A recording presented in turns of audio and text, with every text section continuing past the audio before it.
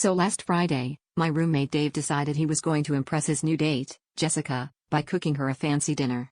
Now, Dave's idea of fancy is anything that doesn't come with a toy, but he'd spent all week researching recipes and even borrowed my apron, the one that says kiss the cook and maybe call 911. Things started off suspiciously well. There was actual chopping, not just microwaving, and he was humming what sounded like the theme to Ratatouille.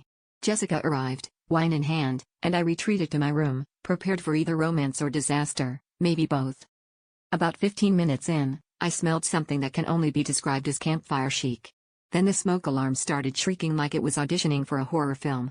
I came out to find Dave fanning the air with a baking sheet, Jessica standing by the window, and our cat dramatically sprawled on the floor like he'd perished in an invisible gas attack.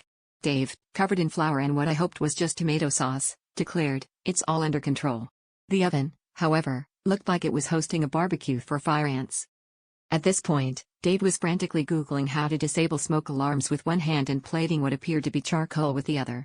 Jessica, to her credit, was very polite. She gamely picked up a fork and said, "It's got depth of flavor." Meanwhile, our neighbors, who had never spoken to us before, knocked on the door to make sure we weren't roasting furniture. Dave, eager to salvage the evening, tried to distract everyone with a story about his trip to Italy, which I'm 90% sure was just based on watching Eat Pray Love. Long story short, dinner was a total disaster. The only thing well done was the steak, the potatoes, and possibly the kitchen tiles. As the fire alarm finally stopped blaring and the cat returned from the great beyond, Dave looked at Jessica and said, "Well, I promised you a hot meal. Just didn't say how hot. Guess you could say the date was a real smoke show."